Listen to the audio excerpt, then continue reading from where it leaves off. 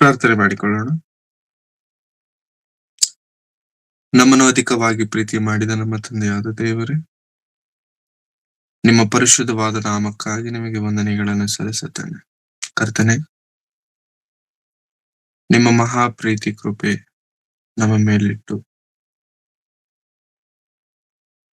ನಾವು ಎಷ್ಟೇ ತಪ್ಪು ಮಾಡಿದಾಗ್ಯೂ ನಿಮ್ಮ ಮಾತುಗಳಿಂದ ನಮ್ಮನ್ನು ಸರಿ ಮಾಡುವುದಕ್ಕೆ ನಿಮ್ಮ ಪ್ರಯತ್ನವನ್ನು ನೀವು ಬಿಡದೆ ನಮ್ಮನ್ನು ನಿಮ್ಮ ಹತ್ತಿರಕ್ಕೆ ಸೇರಿಸಬೇಕು. ನಿಮ್ಮ ಪ್ರೀತಿ ನಮಗೆ ತಿಳಿಯಬೇಕೆಂಬಂತ ಒಂದೇ ಒಂದು ಉದ್ದೇಶದಿಂದ ನೀವು ನಮ್ಮೊಂದಿಗೆ ನಿಮ್ಮ ವಾಕ್ಯದ ಮೂಲಕವಾಗಿ, ವಚನದ ಮೂಲಕವಾಗಿ ಮಾತನಾಡುತ್ತಿರುವಂತ ರೀತಿಗಾಗಿ ನಿಮಗೆ ವಂದನೆಗಳು ಸ್ವಾಮಿ. ಪ್ರತಿಯೊಂದು ಮಾತು, ಪ್ರತಿಯೊಂದು ವಚನ ನಮ್ಮ ಹೃದಯವನ್ನು ಮುಟ್ಟುವಂತದ್ದಾಗಿಯೂ ನಮ್ಮ ಮನಸ್ಸುಗಳನ್ನು ಬದಲಾಯಿಸುವಂತದ್ದಾಗಿಯೂ ನಿಮಗೆ ಹತ್ತಿರ ಮಾಡುವಂತಹ ಮಾತಾಗಿಯೂ ಇರುವಂತೆ ಸಹಾಯ ಮಾಡಿ ಕರ್ತನೆ. ನಿಮ್ಮನ್ನು ನಿರೀಕ್ಷಿಸಿಕೊಂಡವರಾಗಿದ್ದೇವೆ. ನಮ್ಮ ನಿರೀಕ್ಷೆಯನ್ನು ಭಂಗ ಮಾಡದೆ ನಿಮಗೆ ಹತ್ತಿರವಾಗಿ ಜೀವಿಸುವಂತಹ ಭಾಗ್ಯವನ್ನು ದಯಪಾಲಿಸಿ ಈ ದಿನ ನಿಮ್ಮ ಮಾತುಗಳನ್ನು ಸ್ವಲ್ಪ ಸಮಯ ನಾವು ಧ್ಯಾನಿಸಲು ಸಿದ್ಧರಾಗುತ್ತಿರುವಾಗ ನಮ್ಮನ್ನು ಬಲಪಡಿಸಿ ಕರ್ತನೆ. ಹೇಳುವ ನನಗೂ ಕೇಳುವ ನಿಮ್ಮ ಮಕ್ಕಳಿಗೂ ಬೇಕಾಗಿರುವ ನಿಮ್ಮ ಆತ್ಮನ ಸಹಾಯವನ್ನು ನೀವು ದಯಪಾಲಿಸಿ ಕೊಟ್ಟು ನಡೆಸಬೇಕೆಂಬುದಾಗಿ ಬೇಡಿಕೊಳ್ಳುತ್ತಾ, ಸಮಸ್ತವಾದಂತ ಮಹಿಮೆ, ಘನತೆ, ಪ್ರಭಾವಗಳನ್ನು ನಿಮ್ಮೊಬ್ಬರಿಗೆ ಸಲ್ಲಿಸುತ್ತಾ ಯೇಸು ಕ್ರಿಸ್ತರವರ ಪರಿಶುದ್ಧವಾದ ನಾಮದಲ್ಲಿ ಪ್ರಾರ್ಥಿಸಿ ಬೇಡಿ ಹೊಂದಿದ್ದೇನೆ ತಂದೆಯಾದ ದೇವರಿಗೆ, ಆಮೇಲೆ. ಮತ್ತೊಂದಾವರ್ತಿ ಆತ್ಮೀಯರೆಲ್ಲರಿಗೂ ಸೇರಿ ಬಂದಂತ ಪ್ರತಿಯೊಬ್ಬರಿಗೂ ಯೇಸು ಕ್ರಿಸ್ತರವರ ಪರಿಶುದ್ಧವಾದ ನಾಮದಲ್ಲಿ ಹೆಸರಾಗಿ ಹೃದಯಪೂರ್ವಕವಾದಂತಹ ವಂದನೆಗಳನ್ನು ಸಲ್ಲಿಸೋನಾಗಿದ್ದೇನೆ. ಪ್ರಿಯರೇ, ದೇವರು ಕೊಟ್ಟಂತಹ ಸುಂದರವಾದಂತಹ ಸಮಯ, ಅಮೂಲ್ಯವಾದಂತಹ ಸಮಯ, ಈ ಮುಂಜಾನೆ ದೇವರ ವಾಕ್ಯದಿಂದ ಪ್ರಾರಂಭಿಸಲು ದೇವರು ನಮಗೆ ಎಷ್ಟೋ ಉಪಕಾರವನ್ನ ಮಾಡಿದ್ದಾರೆ. ಆ ಮಾತುಗಳನ್ನ ಕೇಳಲು ದೇವರು ನಮ್ಮೊಂದಿಗೆ ಇದ್ದು ನಡೆಸಿದ್ದಾರೆ. ಅದಕ್ಕಾಗಿ ನನ್ನ ದೇವರಿಗೆ ಹೃದಯಪೂರ್ವಕವಾದಂತಹ ವಂದನೆಗಳನ್ನ ನಾನು ಸಲ್ಲಿಸುತ್ತಾ, ಸತ್ಯವೇದದಲ್ಲಿ ದೇವರು ನಮ್ಮನ್ನು ಕುರಿತು ಬರೆಸಿರುವಂತಹ ಒಂದು ಒಳ್ಳೆಯ ಮಾತನ್ನು ಈ ಸಮಯದಲ್ಲಿ ನೋಡಿಕೊಂಡು ನಾವು ಪ್ರಾರಂಭಿಸೋಣ. ಎಫೆಸದವರಿಗೆ ಬರೆದ ಪತ್ರಿಕೆ 1ನೇ ಅಧ್ಯಾಯ 11ನೇ ವಚನದಿಂದ 14ನೇ ವಚನದವರೆಗೆ. ಎಫೆಸದವರಿಗೆ ಬರೆದ ಪತ್ರಿಕೆ 1ನೇ ಅಧ್ಯಾಯ 11ನೇ ವಚನದಿಂದ 14ನೇ ವಚನದವರೆಗೆ. ಇದಲ್ಲದೆ ಆತನಲ್ಲಿ ನಾವು ದೇವರ ಸ್ವಕೀಯ ಪ್ರಜೆಯಾಗಿದ್ದೆವು. ಬರಬೇಕಾದ ಕ್ರಿಸ್ತನನ್ನು ಎದುರು ನೋಡುತ್ತಿದ್ದ ನಾವು ತನ್ನ ಮಹಿಮೆಯನ್ನು ಪ್ರಖ್ಯಾತಿಪಡಿಸಬೇಕೆಂದು ಸಮಸ್ತ ಕಾರ್ಯಗಳನ್ನು ತನ್ನ ಇಷ್ಟದಂತೆ ನಡೆಸುವ ದೇವರು ತನ್ನ ಸಂಕಲ್ಪದ ಮೇರೆಗೆ ನಮ್ಮನ್ನು ಆದಿಯಲ್ಲಿ ಆರಿಸಿಕೊಂಡನು. ನಿಮ್ಮ ರಕ್ಷಣೆಯ ವಿಷಯವಾದ ಸುವಾರ್ತೆ ಎಂಬ ಸತ್ಯವಾಕ್ಯವನ್ನು ಕೇಳಿ ಕ್ರಿಸ್ತ ನಂಬಿಕೆ ಇಟ್ಟವರಾದ ನೀವು ಸಹ ವಾಗ್ದಾನ ಮಾಡಲ್ಪಟ್ಟ ಪವಿತ್ರಾತ್ಮನೆಂಬ ಮುದ್ರೆಯನ್ನು ಹೊಂದಿದ್ದೀರಿ. ದೇವರು ಸಂಪಾದಿಸಿಕೊಂಡ ಜನರಿಗೆ ವಿಮೋಚನೆಯಾಗುವುದೆಂಬುದಕ್ಕೆ ಪವಿತ್ರಾತ್ಮನು ನಮ್ಮ ಬಾಧ್ಯತೆಗೆ ಸಂಚಕಾರನಾಗಿದ್ದಾನೆ. ಆ ವಿಮೋಚನೆಯು ದೇವರ ಮಹಿಮೆಗೆ ಎಷ್ಟೋ ಪ್ರಖ್ಯಾತಿಯನ್ನು ಉಂಟು ಮಾಡುವುದು. Thank you sister. ಅಪೊಸ್ತಲನಾದಂತ ಪೌಲರವರು ಎಫೆಸದವರಿಗೆ ಪತ್ರಿಕೆಯನ್ನು ಬರೆಯುತ್ತಾ ಇಲ್ಲಿ ಈ 1ನೇ ಅಧ್ಯಾಯದಲ್ಲಿ ದೇವರು ಅಪೊಸ್ತಲನಾದಂತ ಪೌಲನ ಮೂಲಕವಾಗಿ ಅನೇಕ ವಿಷಯಗಳನ್ನ ತಿಳಿಸೋದಕ್ಕೆ ಪ್ರಯತ್ನ ಮಾಡ್ತಿದ್ದಾರೆ. ಏನದಂತಂದ್ರೆ, ನೀವು ಕರೆಯಲ್ಪಟ್ಟವರಾಗಿದ್ದೀರಿ, ನೀವು ಆರಿಸಲ್ಪಟ್ಟವರಾಗಿದ್ದೀರಿ, ನಿಮ್ಮನ್ನು ಆರಿಸಿದವರು ದೇವರಾಗಿದ್ದಾರೆ ಎಂದು ಹೇಳುವ ಪ್ರಯತ್ನವನ್ನ ಪೌಲರವರಲ್ಲಿ ಮಾಡೋದಕ್ಕೆ ಬಹಳ ಟ್ರೈ ಮಾಡ್ತಿದ್ದಾರೆ. ಯಾಕಂತಂದ್ರೆ, ಆತನಲ್ಲಿ ನಾವು ದೇವರ ಸ್ವಕೀಯ ಪ್ರಜೆಯಾದೆವು. ಬರಬೇಕಾದ ಕ್ರಿಸ್ತನನ್ನು ಎದುರು ನೋಡುತ್ತಿದ್ದ ನಾವು ತನ್ನ ಮಹಿಮೆಯನ್ನು ಪ್ರಖ್ಯಾತಿಪಡಿಸಬೇಕೆಂದು ಸಮಸ್ತ ಕಾರ್ಯಗಳನ್ನು ತನ್ನ ಇಷ್ಟದಂತೆ ನಡೆಸುವ ದೇವರು ತನ್ನ ಸಂಕಲ್ಪದ ಮೇರೆಗೆ ನಮ್ಮನ್ನು ಆದಿಯಲ್ಲಿ ಆರಿಸಿಕೊಂಡನು. ನಮ್ಮನ್ನು ದೇವರು ಆರಿಸಿಕೊಂಡನು. Chosen, ಆರಿಸಲ್ಪಟ್ಟವರು, select ಆದಂತವರು, ನಿರ್ಣಯಿಸಲ್ಪಟ್ಟಂತವರು, ಪ್ರತ್ಯೇಕಿಸಲ್ಪಟ್ಟಂತವರು ನಾವಂತೆ. ತರಕಾರಿ ಮಾರ್ಕೆಟ್ಗೆ ಹೋದಾಗ ನಮಗೆ ಯಾವ ತರಕಾರಿ ಬೇಕೋ ಅದನ್ನ ನಾವು ಆರಿಸಿಕೊಳ್ತೇವೆ. ಹಣ್ಣಿನ ಮಾರ್ಕೆಟ್ಗೆ ಹೋದಾಗ ನಮಗೆ ಯಾವ ಹಣ್ಣು ಬೇಕೋ ಅವುಗಳನ್ನೇ ನಾವು ಆರಿಸಿಕೊಳ್ತೇವೆ. ಬಟ್ಟೆ ಶಾಪ್ಗೆ ಹೋದಾಗ ನಮಗೆ ಯಾವ ಬಟ್ಟೆ ಬೇಕೋ ಅದನ್ನೇ ನಾವು ಆರಿಸಿಕೊಳ್ತೇವೆ. ಗಾಡಿ ಶಾಪ್ಗೆ ಹೋದಾಗ ನಮಗೆ ಯಾವ ಗಾಡಿ ಇಷ್ಟ ಆಗಿದೆಯೋ ಆ ಗಾಡಿನೇ ಅದೇ ಮಾಡೆಲ್ ನಾವು ಸೆಲೆಕ್ಟ್ ಮಾಡ್ಕೊಳ್ತೇವೆ. ಇಲ್ಲಿ ದೇವರು ಸೆಲೆಕ್ಟ್ ಮಾಡ್ತಿದಾರಂತೆ, ನಮ್ಮನ್ನು ಆರಿಸಿಕೊಳ್ಳುತ್ತಿದ್ದಾರಂತೆ. ಅದು ಯಾವಾಗ ಅಂತಂದ್ರೆ ಆದಿಯಲ್ಲಿ. ಆದಿಯಲ್ಲಿ ಆದಿಕಾಂಡ 1ನೇ ಅಧ್ಯಾಯ 1ನೇ ವಚನ ನಮ್ಮೆಲ್ಲರಿಗೂ ಗೊತ್ತು.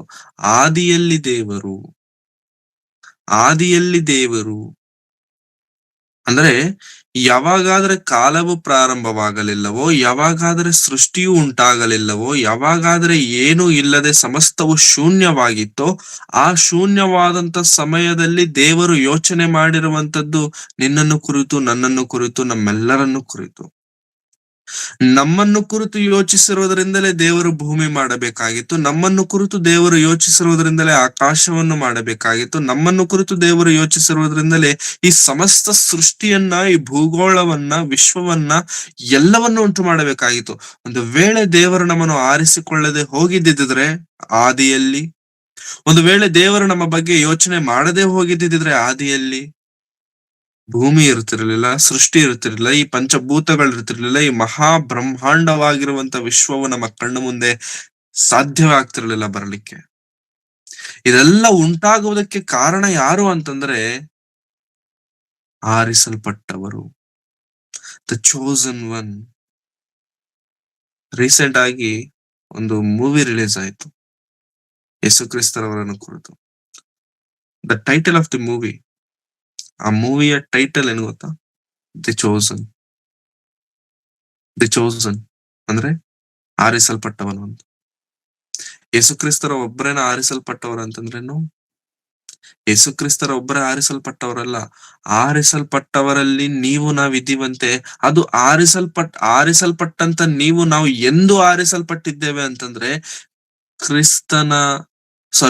ಆದಿಯಲ್ಲೇ ಆರಿಸಲ್ಪಟ್ಟಿದ್ದೇವೆ, ಪ್ರಾರಂಭದಲ್ಲೇ ಆರಿಸಲ್ಪಟ್ಟಿದ್ದೇವೆ, ಜಗತ್ತುಂಟು ಆಗುವುದಕ್ಕಿಂತ ಮೊದಲೇ ಆರಿಸಲ್ಪಟ್ಟಿದ್ದೇವಂತೆ. ಮತ್ತೆ ಆ ವಚನವನ್ನ ನಾನು ಓದ್ತೇನೆ.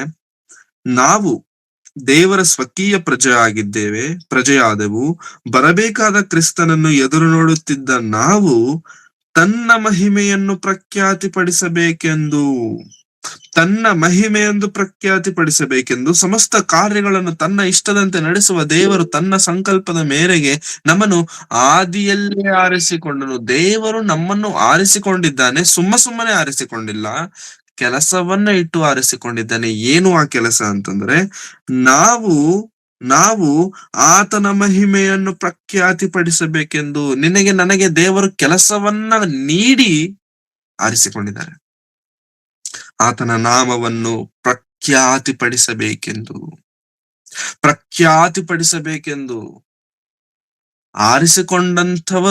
ಆರಿಸಿಕೊಂಡವರಿಗೆ ದೇವರ ಆ ಒಂದು ಮಹಿಮೆ ಗೊತ್ತಿಲ್ವಾ ಅಂತಂದ್ರೆ, ಆರಿಸಿಕೊಂಡಂತವರಿಗೆ ದೇವರ ಮಹಿಮೆ ಕೆಲವರಿಗೆ ಗೊತ್ತು, ಕೆಲವರಿಗೆ ಗೊತ್ತಿಲ್ಲ.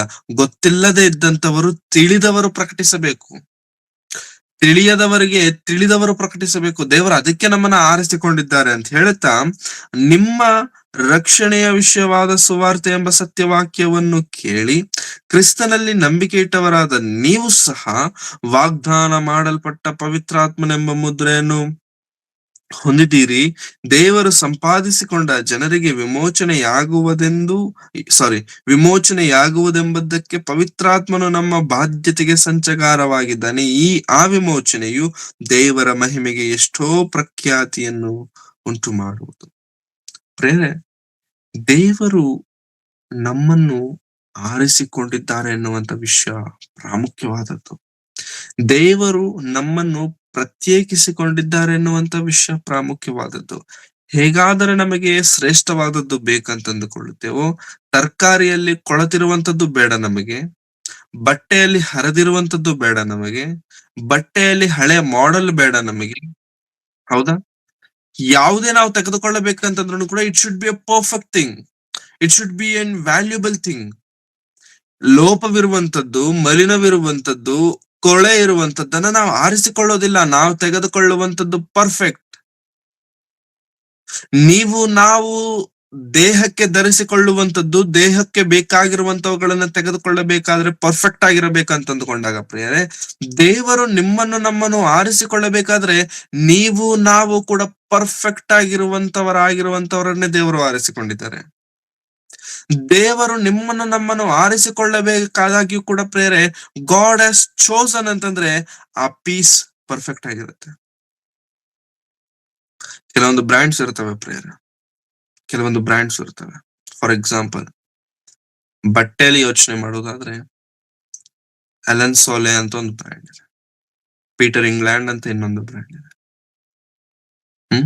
H&M ಅಂತ ಒಂದಿದೆ, ಆರೋ ಅಂತ ಒಂದಿದೆ. ಇವೆಲ್ಲ ಬಟ್ಟೆಗಳ ಬ್ರ್ಯಾಂಡ್ ಹೆಸರು. ಇವೆಲ್ಲ ನಾವು ಕೇಳಿರುವಂತ ಬ್ರ್ಯಾಂಡ್ಸ್.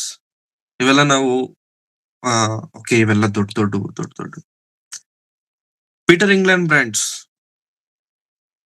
ಒಂದೊಂದು ರೇಟ್ ಏನಿಲ್ಲ ಅಂತಂದ್ರು ಕೂಡ 1,000, 2,000 ಇರುತ್ತೆ ಒಂದು ಶರ್ಟ್. 1,000-2,000 ಇರುತ್ತೆ ಒಂದು ಶರ್ಟ್. ಯಾಕೆ ಅಂತಂದ್ರೆ ಪೀಸ್ ಆಗಿರುತ್ತೆ, ಮೆಟೀರಿಯಲ್ ಆಗಿರುತ್ತೆ, ಕ್ವಾಲಿಟಿ ಆಗಿರುತ್ತೆ, ಸ್ಟಿಚಿಂಗ್ ಆಗಿರುತ್ತೆ, ಬಾಳ್ಕೆ ಬರುತ್ತೆ. ಅಲೆನ್ ಸೋಲೆ ಒಂದು ಜೊತೆ ಬಟ್ಟೆ ತಗೊಳಕ್ ಹೋಗಿ, ನೀವು ಒಂದೇ ಒಂದು ಜೊತೆ ಬಟ್ಟೆ ತಗೊಳಕ್ ಹೋಗಿ 10,000-15,000 ಹೇಳ್ತಾನೆ. ಒಂದು ಜೊತೆ ಬಟ್ಟೆ, top and bottom, shirt and pant 10,000-15,000. Shirt ಪ್ಯಾಂಟ್ಗೆ ಇಷ್ಟು ರೇಟಾ? ನಾನು ಕ್ವಾಲಿಟಿ ಕೊಡ್ತೇನೆ.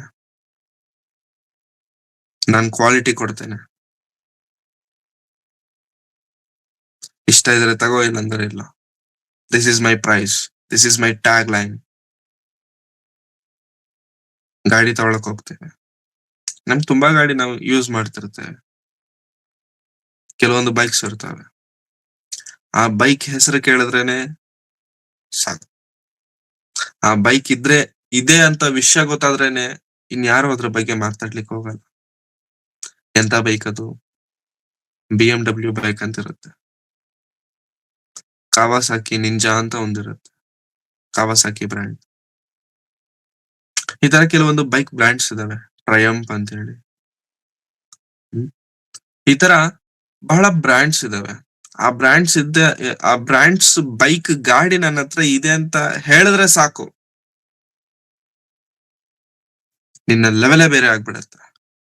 ಯಾಕೆ? ಬಜಾಜ್ ಇದೆಯಲ್ವಾ, TVS ಇದೆಯಲ್ವಾ, ಇನ್ನು ಬೇರೆ ಎಲ್ಲ ಇದೆಯಲ್ವಾ, ರಾಯಲ್ ಎನ್ಫೀಲ್ಡ್ ಇದೆಯಲ್ಲ, ಅದು ಒಳ್ಳೆ ಬೈಕ್ ಅಲ್ವಾ ಅಂತಂದ್ರೆ, ಎಸ್, ಅವೆಲ್ಲ ಒಳ್ಳೆ ಬೈಕೆ, ಇಲ್ಲ ಅಂತ ನಾನು ಹೇಳ್ತಿಲ್ಲ. ಬಟ್ ಎಲ್ಲಾ ಒಳ್ಳೆ ಬೈಕರ ನಡುವೆ ಇದು ಪ್ರತ್ಯೇಕವಾದದ್ದು. ಮತ್ತೆ ಅದರ ಕಾಸ್ಟ್ ಏನು ಚಿಕ್ಕದು ಸಣ್ಣ ಪಣ್ಣ ಇರಲ್ಲ ಪ್ರೇರ, ಬಹಳ ಕಾಸ್ಟ್ಲಿ, ಲಕ್ಷ ಸುರಿಬೇಕು. 10 ಲಕ್ಷ ಕಡಿಮೆ ಯಾವ ಗಾಡಿನೂ ಸಿಗಲ್ಲ ನಾನು ಇವಾಗ ಹೇಳಿರುವಂತ ಹೆಸರುಗಳಲ್ಲಿ. ಯಾಕೆ ನಾನು ಇದನ್ನೆಲ್ಲ ಹೇಳ್ತಿದ್ದೇನೆ ಅಂತಂದ್ರೆ, ಯಾಕೆ ನಾನು ಈ ವಿಷಯ ಹೇಳ್ತಿದ್ದೇನೆ ಅಂತಂದ್ರೆ, ದಟ್ ಈಸ್ ದೇರ್ ಬ್ರ್ಯಾಂಡ್. ಯಾಕೆ ಕಂಪನಿ ಅದೇ ಇಂಜನ್ ಅಲ್ವಾ, ಅದೇ ಟೈರ್ಗಳಲ್ವಾ, ಅದೇ ಚೈನ್ ಅಲ್ವಾ ನೀನ್ ಇಡೋದು, ಅದೇ ಅಲ್ವಾ, ಅಷ್ಟೇ ಸ್ಪೀಡ್ ಅಲ್ವಾ, ಅದೇ ರೋಡ್ಗಳಲ್ಲಿ ತಾನೆ ಓಡಾಡೋದು. ಒಂದೇನೋ 1 ಲಕ್ಷಕ್ಕೆ ಮಾರ್ತಿದ್ದಾನೆ, ನೀನೇನೋ 15 ಲಕ್ಷ 20 ಲಕ್ಷಕ್ಕೆ ಮಾರ್ತಿದ್ಯಾ. ವಾಟ್ಸ್ ದ ಡಿಫ್ರೆನ್ಸ್ ಅಂತಂದ್ರೆ, ಎಸ್, ಐ ಹ್ಯಾವ್ ಡಿಫ್ರೆನ್ಸ್. ಪ್ರತ್ಯೇಕತೆ ಇದೆ ನನಗೆ, ನನ್ನಲ್ಲಿ ಪ್ರತ್ಯೇಕತೆ ಇದೆ. ನೀನು ನನ್ನ ಗಾಡಿನ ತಗೊಂಡು ಹೋಗ್ಬಿಟ್ಟು 1 ಲಕ್ಷ 2 ಲಕ್ಷ ಗಾಡಿಗೆ ಹೋಲಿಸ್ಲಿಕ್ಕೆ ಸಾಧ್ಯವೇ ಇಲ್ಲ. ನಾನು ಪ್ರತ್ಯೇಕವಾದವನು. I have separate fan base. ಏನಷ್ಟೊಂದು ಪ್ರತ್ಯೇಕತೆ ಅಂತಂದ್ರೆ, ಅವಾಗ ಅವ್ನು ಹೇಳ್ಕೊಂಡು ಬರುವಂತದ್ದು ಏನೋ ಗೊತ್ತಾ? ನನ್ನ ಗಾಡಿ 0 ಇಂದ 100ಕ್ಕೆ ವಿತಿನ್ 5 seconds ರೀಚ್ ಆಗುತ್ತೆ. ನನ್ನ ಗಾಡಿ ಟಾಪ್ ಸ್ಪೀಡ್ 150, 200. ನನ್ನ ಗಾಡಿಯಲ್ಲಿ ಕ್ರೂಸಿಂಗ್ ಕಂಟ್ರೋಲ್ ಇದೆ, ನನ್ನ ಗಾಡಿಯಲ್ಲಿ ಅದಿದೆ, ನನ್ನ ಗಾಡಿಯಲ್ಲಿ ಇದಿದೆ, ನನ್ನ ಗಾಡಿಯಲ್ಲಿ ಆಂಟಿ ಬ್ರೇಕಿಂಗ್ ಸಿಸ್ಟಮ್ ಇದೆ, ನನ್ನ ಗಾಡಿಯಲ್ಲಿ ಹಾಗಿದೆ ಹೀಗಿದೆ, ಅದು ಇದು ಏನೇನೋ ಅವನು ಫ್ಯೂಚರ್ಸ್ ಎಲ್ಲ ಹೇಳ್ಕೊಂಡ್ ಬರ್ತಾನೆ. ಇಷ್ಟೆಲ್ಲ ಇರೋದ್ರಿಂದ ನಾನು ಇಷ್ಟು ರೇಟ್ ಮಾಡ್ತಿದ್ದೇನೆ. ಇಷ್ಟೆಲ್ಲ ಇರೋದ್ರಿಂದ ನನ್ನ ಪ್ರೈಸ್ ಹೈ ಇದೆ. ಇಷ್ಟೆಲ್ಲ ಇರೋದ್ರಿಂದ ಇಷ್ಟೇ. ದೇವರು ಕೂಡ ಪ್ರೇರೆ ನಿಮ್ಮನ್ನು ನಮ್ಮನ್ನು ಆರಿಸಬೇಕಾದ್ರೆ, ನಿಮ್ಮನ್ನು ನಮ್ಮನ್ನು ಕರೆಯಬೇಕಾದ್ರೆ ಎಂತವರನ್ನ ದೇವರು ಕರೆದಿದ್ದಾರೆ ಅಂತ ದೇವರ ವಾಕ್ಯದಲ್ಲಿ ಹೇಳಿದ್ದಾರೆ ಗೊತ್ತಾ? ದೇವರು ನಿಮ್ಮನ್ನು ನಮ್ಮನ್ನು ಆರಿಸಿಕೊಳ್ಳಬೇಕಾದ್ರೆ you you are the perfect one. You are the perfect match for God. ಯಾವ ಲೋಪವಿಲ್ಲದಂತೆ, ಯಾವ ಮಲಿನವಿಲ್ಲದಂತೆ ಒಂದು ಬೆಳೆವುಳ್ಳ ಶ್ರೇಷ್ಠವಾದ ಒಂದು ಪಾತ್ರೆಯನ್ನಾಗಿ ದೇವರು ಉಂಟು ಮಾಡಿ, ಅಮೂಲ್ಯವಾದ ಪಾತ್ರೆಯನ್ನಾಗಿ ದೇವರು ಸೃಷ್ಟಿ ಮಾಡಿ ನಿನ್ನನ್ನು ನನ್ನನ್ನು ದೇವರು ಈ ಭೂಮಿಯ ಮೇಲೆ ಇಟ್ಟಿದ್ದಾರೆ. You are the chosen. ನೀನು ಆರಿಸಲ್ಪಟ್ಟವನು, ನೀನು ನಾನು ಪ್ರತ್ಯೇಕಿಸಲ್ಪಟ್ಟವನು. ಎಷ್ಟು ಪ್ರತ್ಯೇಕಿಸಲ್ಪಟ್ಟವರು, ಎಷ್ಟು ಆರಿಸಲ್ಪಟ್ಟವರು ಅಂತಂದ್ರೆ, ಪೇತ್ರನು ಬರೆದ ಮೊದಲನೇ ಪತ್ರಿಕೆ 2ನೇ ಅಧ್ಯಾಯ 9ನೇ ವಚನದಲ್ಲಿ ಮಾತನಾಡ್ತಾ, ನಮ್ಮೆಲ್ಲರಿಗೂ ಗೊತ್ತಿರುವಂತ ವಚನ 2:9. ಪೇತ್ರನ ಮೊದಲನೇ ಪತ್ರಿಕೆ 2ನೇ ಅಧ್ಯಾಯ 9ನೇ ವಚನ. ನೀವಾದರೂ ಹ್ಮ್ ನಿಮ್ಮನ್ನು ಹ್ಮ್ ಕತ್ತಲೆಯೊಳಗಿಂದ ಕರೆದು ತನ್ನ ಆಶ್ಚರ್ಯಕರವಾದ ಬೆಳಕಿನಲ್ಲಿ ಸೇರಿಸಿದಾತನ ಗುಣಾತಿಶಯಗಳನ್ನು ಪ್ರಚುರ ಮಾಡುವವರಾಗುವಂತೆ ದೇವರಾದುಕೊಂಡ ಜನಾಂಗವು, ರಾಜವಂಶಸ್ಥರಾದ ಯಾಜಕರು, ಮೀಸಲಾದ ಜನರು, ದೇವರ ಸ್ವಕೀಯ ಪ್ರಜೆಯೂ ಆಗಿದ್ದೀರಿ. ನೀವು ಎಂತವರಾಗಿದ್ದೀರಿ? You know your quality. ನಿನ್ನ ಸ್ಥಿತಿಗತಿಗಳೇಂತ ಗೊತ್ತಾ? ನಿನ್ನನ್ನು ಆರಿಸಿಕೊಂಡಂತ ದೇವರು ನಿನ್ನನ್ನು ಯಾವ ಸ್ಥಾನಮಾನದಲ್ಲಿ ಇಟ್ಟಿದ್ದಾರೆ ಎನ್ನುವಂಥದ್ದು ನಿನಗೆ ಗೊತ್ತಾ? ಯಾವ ಸ್ಥಾನದಲ್ಲಿ ದೇವರು ಇಟ್ಟಿದ್ದಾರೆ ಅಂತಂದ್ರೆ, ಯು ಆರ್ ಕಿಂಗ್ಸ್. ನೀವು ಅರಸುಗಳು. You are priest.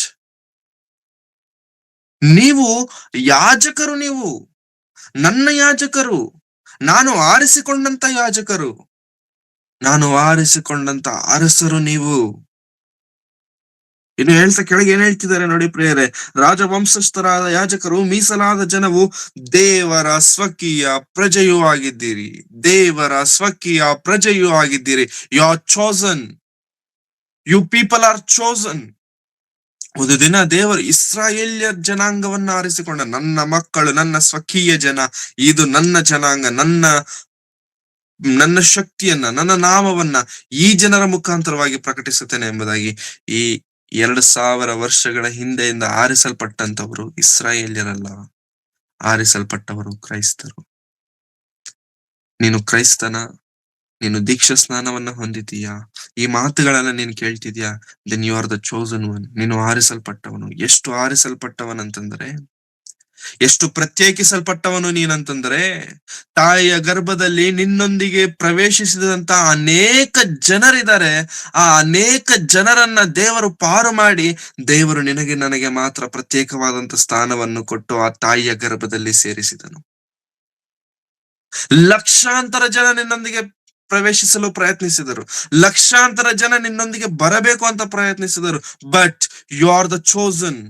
ನೀನು ಆರಿಸಲ್ಪಟ್ಟವನಾಗಿರುವುದರಿಂದ, ನೀನು ಪ್ರತ್ಯೇಕಿಸಲ್ಪಟ್ಟವನಾಗಿರುವುದರಿಂದ, ನಿನ್ನ ಮೇಲೆ ದೇವರ ಪ್ರಣಾಳಿಕೆ ಅಪರೂಪವಾಗಿರುವುದರಿಂದ ನಿನ್ನನ್ನು ಮಾತ್ರ ದೇವರು ಆ ದಿನದಲ್ಲಿ ತಾಯಿಯ ಗರ್ಭದಲ್ಲಿ ಪ್ರವೇಶಿಸುವಂತೆ ಮಾಡಿದನು. ಒಂದು ವೇಳೆ ನಿನ್ನ ಮೇಲೆ ನೀನು ಆರಿಸಲ್ಪಟ್ಟವನಾಗದೇ ಇದ್ದರೆ, ನೀನು ಪ್ರತ್ಯೇಕಿಸಲ್ಪಟ್ಟವನಾಗದೇ ಇದ್ದರೆ, ನೀನು ನಾನು ಈ ದಿನ ಈ ರೀತಿಯಾಗಿ ಭೂಮಿಯ ಮೇಲೆ ಬರಲಿಕ್ಕೆ ಸಾಧ್ಯವಾಗ್ತಿರ್ಲಿಲ್ಲ.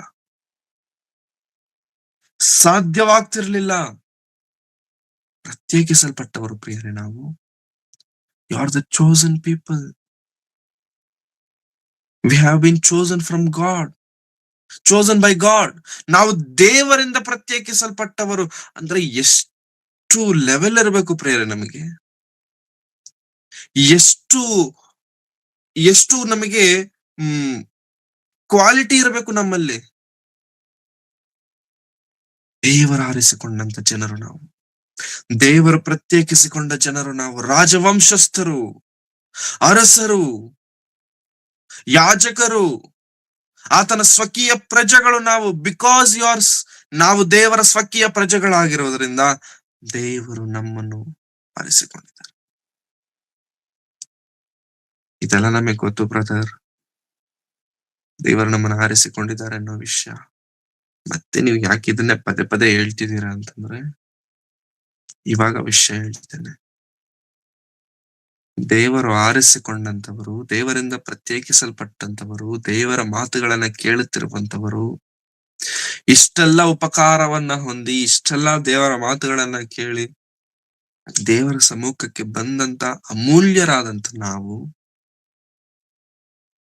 ದೇವರ ಸಮ್ಮುಖದಲ್ಲಿ ಹೇಗಿದ್ದೇವೆ? ಆರಿಸಲ್ಪಟ್ಟ ನೀನು ಹೇಗಿದ್ದೀಯಾ? ಕರೆಯಲ್ಪಟ್ಟ ನೀನು ದೇವರ ಮುಂದೆ ಹೇಗಿದ್ದೀಯಾ? ಕರೆಯಲ್ಪಟ್ಟ ನೀನು ದೇವರ ಸಮ್ಮುಖದಲ್ಲಿ ಹೇಗೆ ಬದುಕುತ್ತಿದೆ? ನಿನ್ನ ಬದುಕೆ ಹೇಗಿದೆ? ಆರಿಸಲ್ಪಟ್ಟಿದ್ದೀಯ ಅಂತ ಗೊತ್ತಾದ ನಂತರ, ಕರೆಯಲ್ಪಟ್ಟಿದ್ದೇನೆ ಎಂದು ಗೊತ್ತಾದ ನಂತರ, ಪ್ರತ್ಯೇಕಿಸಲ್ಪಟ್ಟವನು ನಾನು ಎಂದು ತಿಳಿದ ನಂತರ, ವಾಟ್ ಆರ್ ಯು ಡೂಯಿಂಗ್? ನಿನ್ನ ಬದುಕೆ ಹೇಗಿದೆ? ನಿನ್ನ ಜೀವನ ಹೇಗಿದೆ? ನಿನ್ನ ಆಂತರ್ಯ ಬದುಕು. How is your secret life?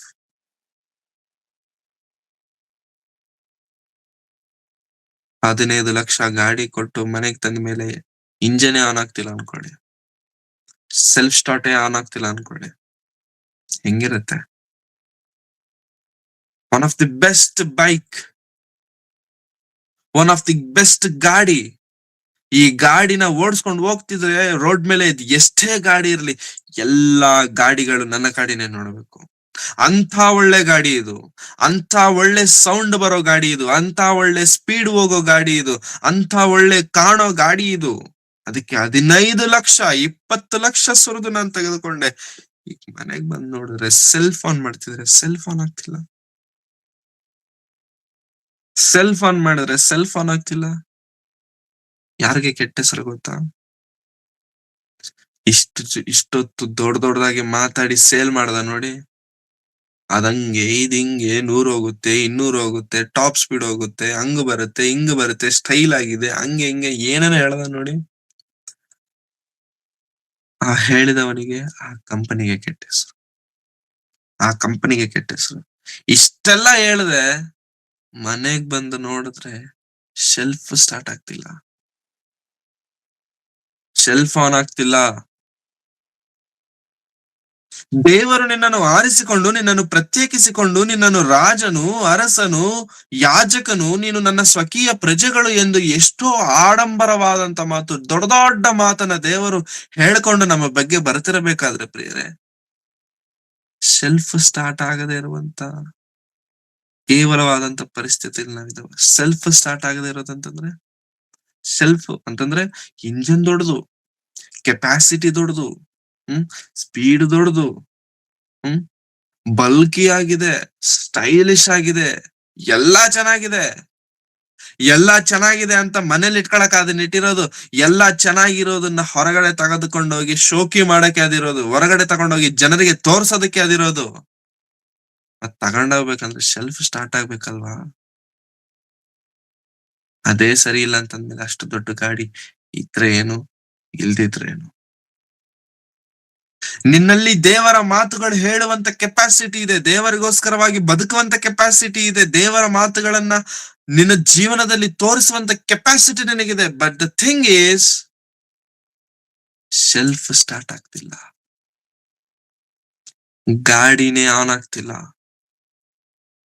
ಸರಿಯಾಗಿಲ್ಲ ನಮ್ಮ ಬದುಕು. ಪ್ರತ್ಯೇಕಿಸಲ್ಪಟ್ಟಂತ ನಿನ್ನ ನನ್ನ ಬದುಕು ಸರಿ ಇಲ್ಲ, ಆರಿಸಲ್ಪಟ್ಟಂತ ನಿನ್ನ ನನ್ನ ಜೀವನ ಸರಿ ಇಲ್ಲ.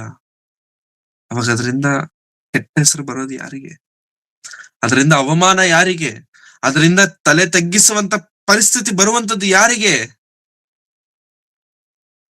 ಗಾಡಿ ವಿಷಯದಲ್ಲಾದ್ರೆ ಕಂಪನಿಗೆ, ನಿನ್ನ ನನ್ನ ಭಕ್ತಿಯ ವಿಷಯದಲ್ಲಾದ್ರೆ ದೇವರಿಗೆ, ನಿನ್ನನ್ನು ಪ್ರೀತಿ ಮಾಡಿ ನಿನ್ನನ್ನು ಆರಿಸಿಕೊಂಡಂತ ದೇವರಿಗೆ, ನಿನ್ನನ್ನು ಪ್ರೀತಿ ಮಾಡಿ ನಿನಗೆ ಉನ್ನತವಾದಂತ ಸ್ಥಾನವನ್ನ ಕೊಟ್ಟ ದೇವರಿಗೆ, ನಿನ್ನನ್ನು ಪ್ರೀತಿ ಮಾಡಿ ನಿನಗೋಸ್ಕರವಾಗಿ ತನ್ನ ಪ್ರೀತಿಯ ಮಗನನ್ನೇ ಕಳುಹಿಸಿ ರಕ್ತವನ್ನ ಕೊಟ್ಟ ದೇವರಿಗೆ, ಅಷ್ಟು ಮಾತ್ರವಲ್ಲದೆ ತನ್ನ ಪ್ರಿಯ ಕುಮಾರನಾಗಿರುವಂತ ಪವಿತ್ರಾತ್ಮನನ್ನ ಈವರೆಗೂ, ಈ ಕ್ಷಣದವರೆಗೂ, ಈ ದಿನವರೆಗೂ ನಿನ್ನ ಜೊತೆಗಿಟ್ಟಿಸಿ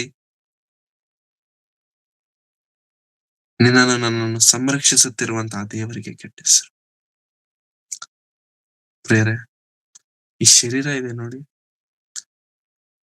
ಬಹಳ ಕೆಟ್ಟದ್ದು ಪ್ರಿಯರೇ, ಬಹಳ ಕೆಟ್ಟದ್ದು. ಎಷ್ಟು ಕೆಟ್ಟದ್ದು ಅಂತಂದ್ರೆ, ನೀನು ಪ್ರತ್ಯೇಕಿಸಲ್ಪಟ್ಟವನು, ಆರಿಸಲ್ಪಟ್ಟವನಾಗಿದ್ದರೂ ಕೂಡ ನಿನ್ನನ್ನು ದಾರಿ ತಪ್ಪಿಸುವಷ್ಟು ಕೆಟ್ಟದ್ದು. ನೀನು ಪ್ರತ್ಯೇಕಿಸಲ್ಪಟ್ಟವನಾಗಿದ್ದರೂ ಕೂಡ, ನೀನು ಆರಿಸಲ್ಪಟ್ಟವನಾಗಿದ್ದರೂ ಕೂಡ, ನೀನು ದೇವರಿಂದ ಸೆಲೆಕ್ಟ್ ಆದಂತವನಾಗಿದ್ದರೂ ಕೂಡ ಈ ದೇಹವಿದೆ ನೋಡಿ, ಈ ಮಣ್ಣಿನ ದೇಹ, ಮಣ್ಣಿಗೆ ಸೇರುವಂತ ದೇಹ, ತಾತ್ಕಾಲಿಕವಾದಂತ ಸುಖಭೋಗಗಳನ್ನ ಅನುಭವಿಸುವಂತ ದೇಹ, ತುಚ್ಛವಾದಂತ ದೇಹ, ನೀಚವಾದಂತ ದೇಹ, ಯಾವುದಕ್ಕೂ ಬಾರದಂತ ಈ ದೇಹವು ಯಾವ್ದಾದ್ರೂ ಇದೆಯಲ್ಲ, ಆರಿಸಲ್ಪಟ್ಟವನಾಗಿರುವಂತ ನಿನ್ನನ್ನು ನನ್ನನ್ನು ಬೀಳಿಸೋದಕ್ಕೆ ಇಷ್ಟೇ ಸಾಕದಕ್ಕೆ. ಇಷ್ಟು ಸಮಯದಲ್ಲಿ ಬೀಳಿಸ್ಬಿಡುತ್ತೆ. So just be careful. ಅದಕ್ಕೆ ಯೋಬರವರು ತನ್ನ ಭಕ್ತಿಯ ಪ್ರಯಾಣವನ್ನು ನೆನಪು ಮಾಡಿಕೊಳ್ಳುತ್ತಾ ತನ್ನ ಜೀವನವನ್ನು ಹೇಗೆ ದೇವರಿಗೆ ಒಪ್ಪಿಸಿಕೊಟ್ಟಿದ್ದಾನೆ, ಹೇಗೆ ದೇವರಿಗೆ ಮುಡುಪಾಗಿಟ್ಟಿದ್ದಾನೆ, ಹೇಗೆ ಭಕ್ತಿಯಲ್ಲಿ ಜೀವಿಸುವುದಕ್ಕೆ ಸಾಧ್ಯವಾಗ್ತಿದೆ, ಅಷ್ಟು ಶ್ರಮೆಗಳು, ಅಷ್ಟು ನೋವುಗಳು, ಅಂತ ಕಠಿಣವಾದಂತ ಪರಿಸ್ಥಿತಿಗಳು ಬಂದಾಗ್ಯೂ ಕೂಡ ಹೇಗೆ ಯೋಬನೇ, ಹೇಗೆ ನೀನ್ ನಿಂತಿದ್ಯಾ, ನಿನ್ನ ಭಕ್ತಿಯ ಕಾರಣ ಏನು ಅಂತ ಯೋಬನನ್ನ ಕೇಳಿದ್ರೆ ಯೋಬನ್ ಹೇಳುವಂತ ಮಾತನ್ನ ನಾವು ನೋಡೋಣ ಪ್ರಿಯರೇ. 31ನೇ ಅಧ್ಯಾಯ ಯೋಬನ ಗ್ರಂಥ, 31ನೇ ಅಧ್ಯಾಯ 1ನೇ ವಚನ ಪ್ರಿಯರೇ. ಯೋಬನ ಗ್ರಂಥ 31ನೇ ಅಧ್ಯಾಯ 1ನೇ ವಚನ. ನನ್ನ ಕಣ್ಣುಗಳೊಡನೆ ನಿಬಂಧನೆಯನ್ನು ಮಾಡಿಕೊಂಡಿದ್ದೇನೆ, ಯುವತಿಯ ಮೇಲೆ ಹೇಗೆ ಕಣ್ಣಿಟ್ಟೆನು. ದೇವರು ಮೇಲನ್ನ ಲೋಕದಿಂದ ಯಾವ ಪಾಲನ್ನು ವಿಧಿಸುವನು. ಸರ್ವಶಕ್ತನು ಉನ್ನತ ಆಕಾಶದಿಂದ ಕೊಡುವ ಬಾಧ್ಯತೆ ಯಾವುದು. ಆತನು ಸಾಕು. ಯೋಬರವರ ಕಮಿಟ್ಮೆಂಟ್ ನೋಡಿ ಪ್ರಿಯರೇ. ದೇವರೇ, ನೀನ್ ನನಗೆ ಈ ದೇಹ ಕೊಟ್ಟಿದ್ಯಾ, ನೀನ್ ನನಗೆ ಈ ಬದುಕನ್ನ ಕೊಟ್ಟಿದ್ಯಾ, ನೀನ್ ನನಗೆ ಕೊಟ್ಟಂತ ಈ ದೇಹ ಸರಿಯಾದದ್ದಲ್ಲ ಅಂತ ನನಗೆ ಗೊತ್ತು.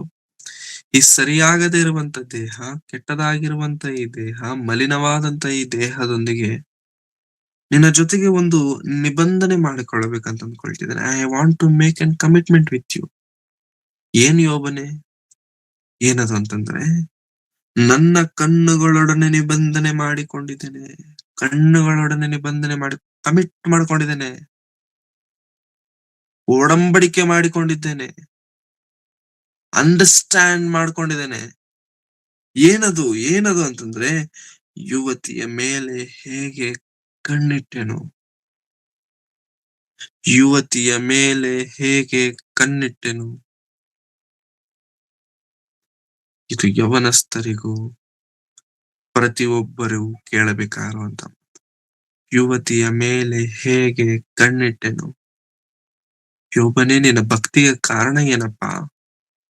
ಯೋಬನೇ, ನಿನ್ನ ವಿಶ್ವಾಸಕ್ಕೆ ಕಾರಣವೇನಯ್ಯ?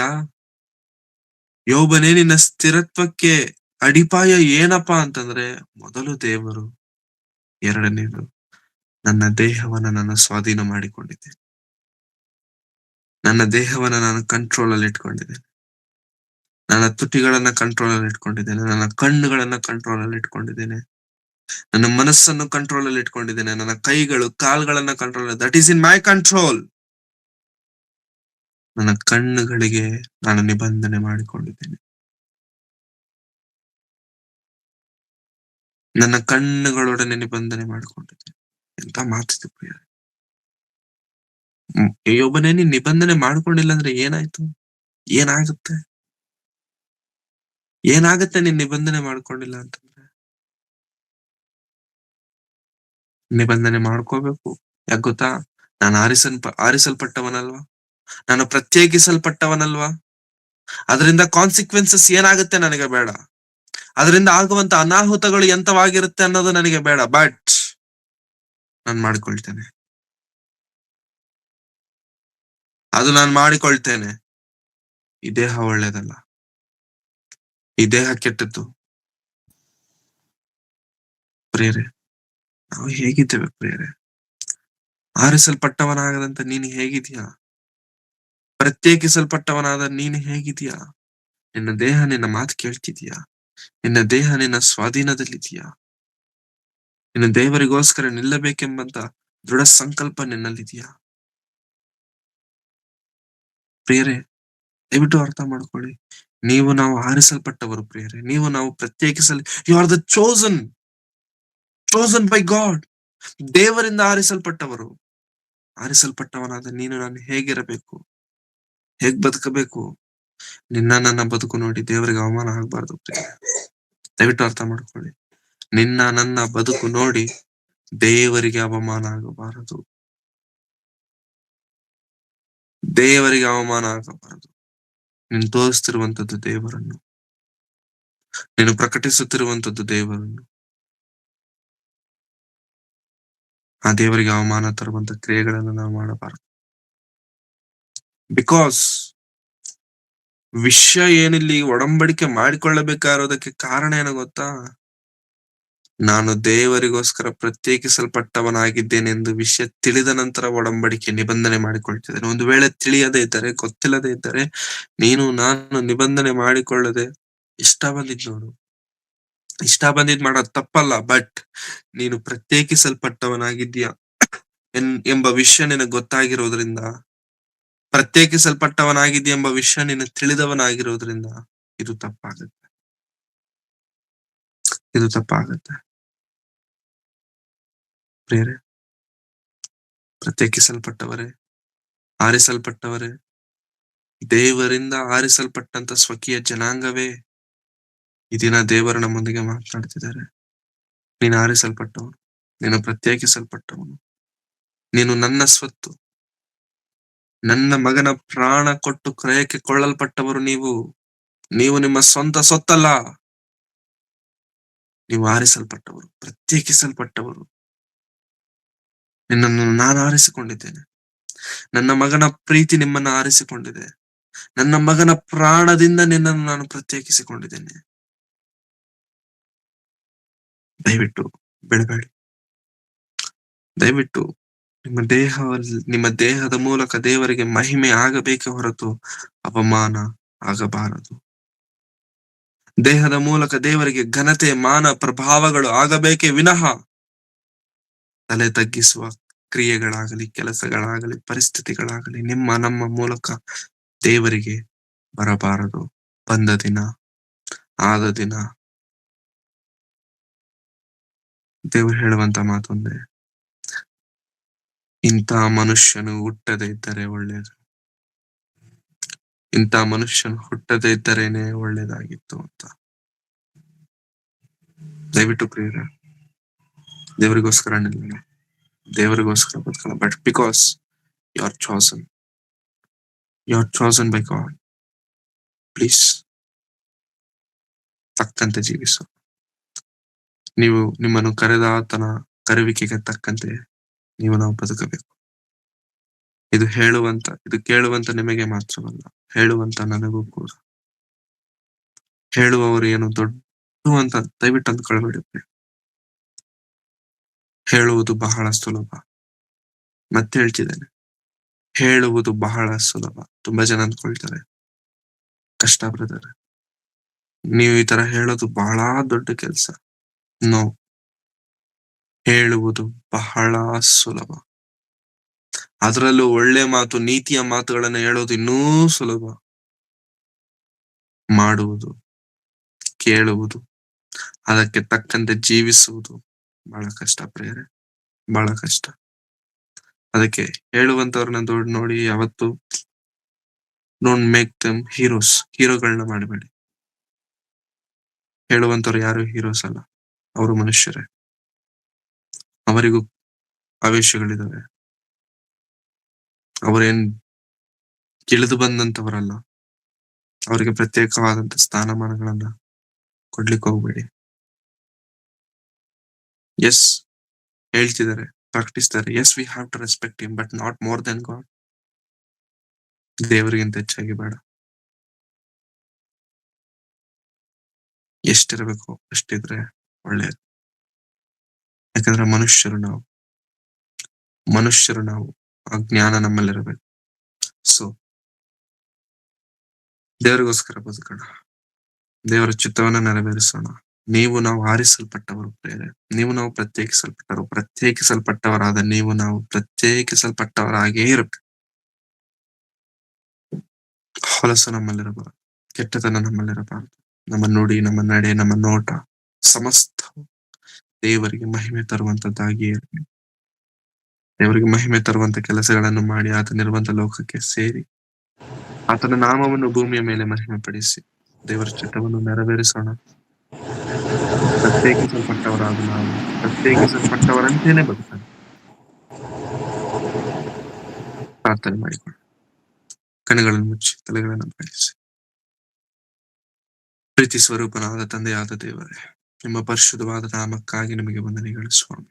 ಕರ್ತನೆ, ನೀವು ನಮ್ಮನ್ನು ಆದಿಯಲ್ಲೇ ನಮ್ಮನ್ನು ಆರಿಸಿಕೊಂಡು ನಮ್ಮ ಮೇಲೆ ನೀವು ಅನೇಕ ಪ್ರಣಾಳಿಕೆಗಳನ್ನು ಇಟ್ಟುಕೊಂಡಿದ್ದೀರ, ಅನೇಕ ಉದ್ದೇಶಗಳನ್ನು ನಮ್ಮ ಮೇಲೆ ನೀವು ಇಟ್ಕೊಂಡಿದ್ದೀರ.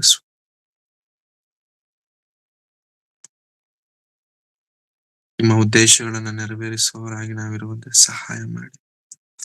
ನಿಮ್ಮ ಚಿತ್ತಕ್ಕೆ ತಕ್ಕವರಾಗಿ ನಾವೆಲ್ಲರೂ ಬದುಕುವಂತೆ ತೋರಿಸಿ.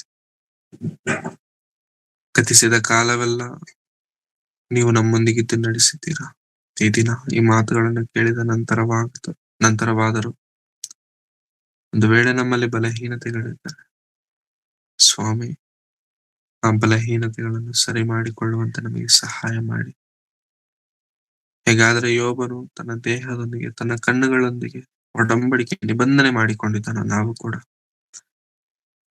ನಿಮ್ಮಿಂದ ದೂರ ಯಾವುದು ನಮ್ಮನ್ನ ಮಾಡುತ್ತಿದೆಯೋ ಈ ದೇಹದೊಡನೆ ನಿಬಂಧನೆ ಮಾಡಿಕೊಂಡು ನಿಮಗೆ ಹತ್ತಿರವಾಗಿ ಜೀವಿಸುವಂತೆ ಸಹಾಯ ಮಾಡಿ. ಕರ್ತನೆ, ಈ ಮಾತುಗಳನ್ನು ಕೇಳಿದ್ದೇವೆ, ಕೇಳಿದ ಮಾತುಗಳನ್ನು ಬಿಡದಂತೆ ನಮ್ಮ ಹೃದಯದಲ್ಲಿ ಇಟ್ಟುಕೊಂಡದರ ಪ್ರಕಾರ ಜೀವಿಸುವ ಹಾಗೆ ನಮಗೆ ಸಹಾಯ ಮಾಡಿ.